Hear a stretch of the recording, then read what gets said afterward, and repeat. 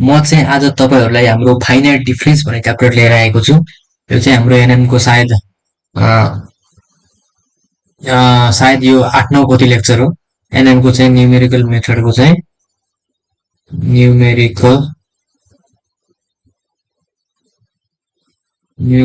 चाहिँ मैले finite difference चाहिँ आज फाइनाइट डिफरेन्स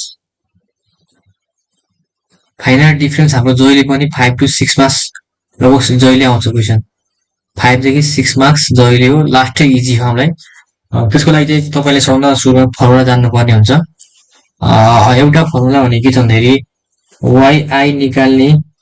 yi ड्यास निकाल्ने फर्मुला के भन्दाखेरि 1/2 bracket yi plus 1 minus i minus यहाँ प्लस भएपछि यहाँ माइनस 1 yi minus 1 है। र अर्को हुन्छ तपाईले डबल डेरिभेटिभ निकाल्ने, double prime equal to 1/h square ब्रैकेटमा yi plus 1 minus 2i plus yi minus 1 हो। यो दुईटा फर्मुला आएर तपाईलाई जहिले चाहिँ 5 to 6 मार्क्स क्वेशन सोध्छ है त। हाम्रो फर्मुला भनेको आइबी सम्म आइबी सम्म छ, तर हामीलाई अहिलेसम्म पास्ट क्वेशन हेर्दाखेरि सिंगल आई र डबल आई को मात्र हामीलाई सिंगल डेरिभेटिभ डबल डेरिभेटिभको मात्र क्वेशन सोधेको छ है त। सो हामीले चाहिँ एक्जाम ओरिएन्टेडै भएर क्वेशन गर्ने हो। सो आज चाहिँ मैले तपाईलाई यही दुईटा फर्मुला लेखाएर गराएँ है त। तपाईले अरु पनि क्वेशन गर्न सक्नुहुन्छ, तर यो चाहिँ एक्जाम बेस्ड भएको कारणले गर्दाखेरि मैले डबल मात्र लेखाएँ। सिंगल आई को र डबल को चाहिँ तपाईले जान्नुपर्ने भयो है त। त्यसैगरी एउटा क्वेशन गरौँ है त। तपाईको क्वेशन के छ भन्दाखेरि solve the following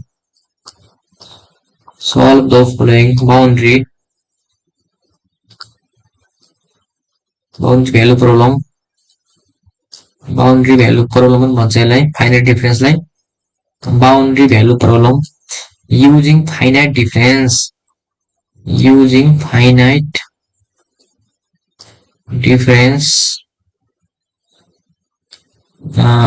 difference method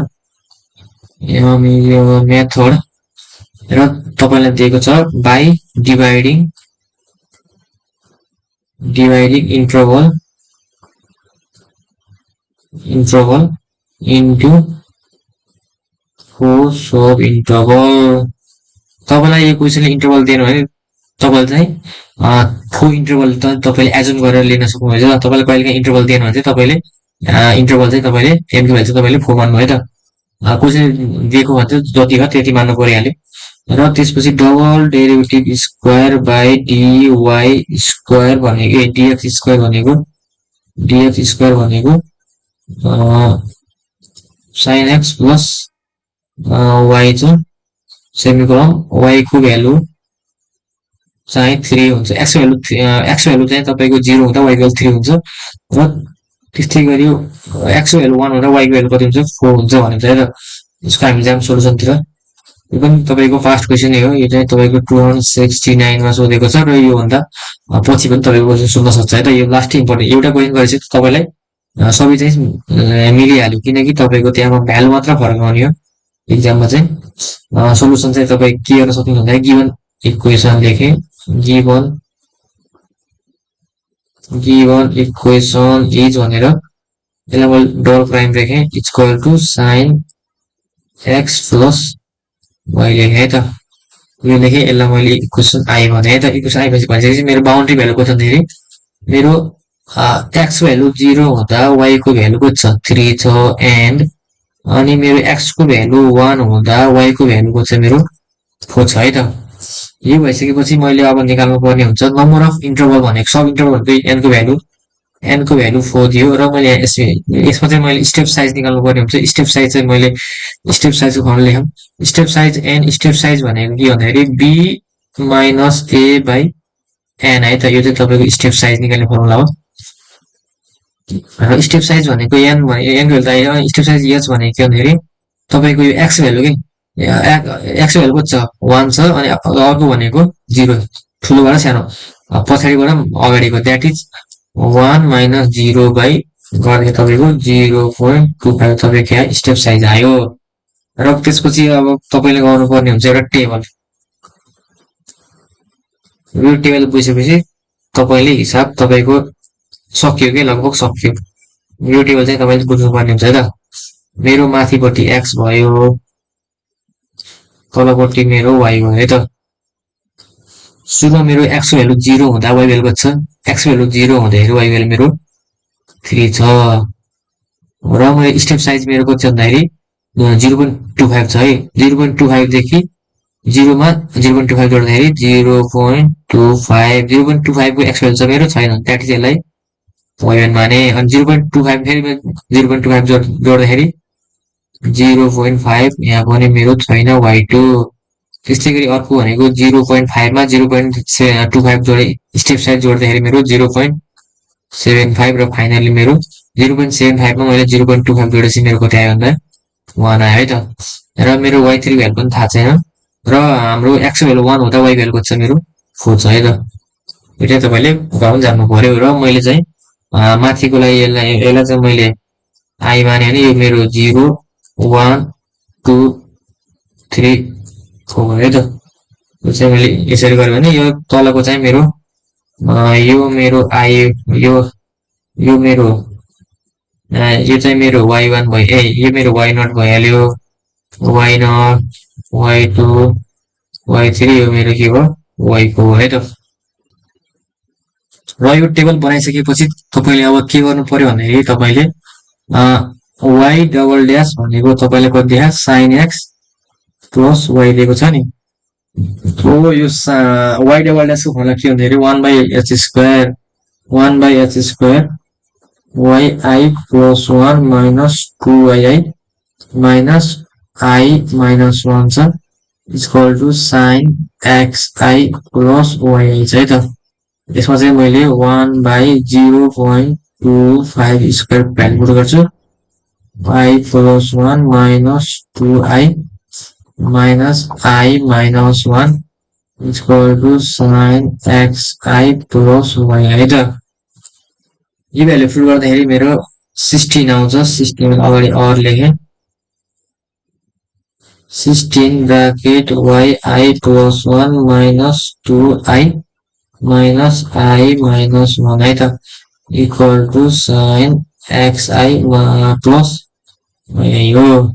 यसलाई मैले इक्वेसन डबल आई भनेको मैले सुरुमा मैले जहिले पनि put i equal to 1 I value मैले कति गरेँ पुट 1 गरेँ है त।